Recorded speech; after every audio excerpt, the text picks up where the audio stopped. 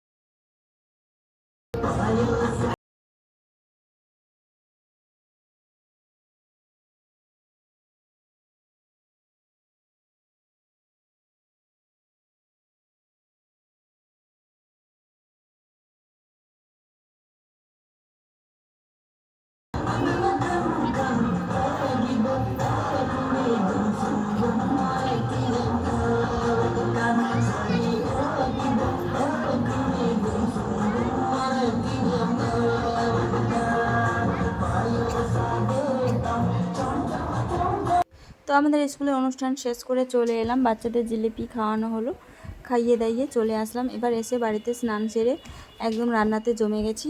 আজকে তোমাদের সাথে শেয়ার করব হচ্ছে শাপলা ফুল, শালুক ফুল যাই বলতে পারো, আমরা আবার এটাকে ঢ্যাপের ফুলও বলি। জানি না সঠিক ঢ্যাপের ফুল আছে কি না আছে, কিন্তু এটা শালুক ফুল। তো প্রথমে আমি তোমাদের দেখালাম এখানে আমি কি কি দিলাম। লবণ দিলাম, হলুদ দিলাম, আর দিলাম একটু হালকা মশলা। হালকা ঝাল ঝাল যদি খেতে চাও তাহলে মশলা দিতে পারো, তাহলে আর যদি না খেতে চাও তাহলে দিতে পারো না।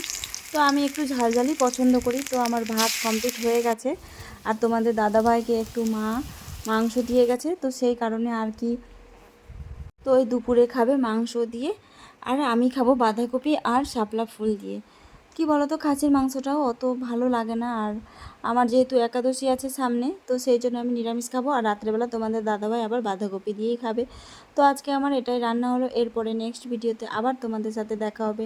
আর কি বলো তো, এই ভিডিওতে তোমাদের সাথে এই যে ঢাকি যে শেয়ার করছি, সেটা হচ্ছে মেয়েরা কোনো দিক থেকে এখন কোনো দিক থেকে আর পিছিয়ে নেই, সেটাই আর কি। মেয়েরা যে আছে এমন কোনো কাজ পারবে না, সেটা এখন দেখতে পাচ্ছি না। তো এটাই শেয়ার করব, আর এরপরে কিছু কথা বলতে পারবো না। তার জন্য সবাই ভালো থেকো, সুস্থ থেকো, আর সাবধানে থেকো। এটা হচ্ছে গণেশ চতুর্দশীর যে গণেশটা পুজো যে হয়েছিল, আজকে বিসর্জন করছে। তো ওই জন্যই আর কি, অনুষ্ঠান তো করতে পারলো না বৃষ্টির কারণে। তো মেয়ে ঢাকি নিয়ে এসছে, বেশ করে ঢাক বাজিয়ে ডিজে বাজিয়ে গণেশ ঠাকুরকে এইবারের মতো টাটা করছে। তারপরে আবার গণেশ ঠাকুরকে কি জানি সামনেবার কি হবে। এরপরে নেক্সট ভিডিওতে তাহলে দেখা হচ্ছে তোমাদের সাথে।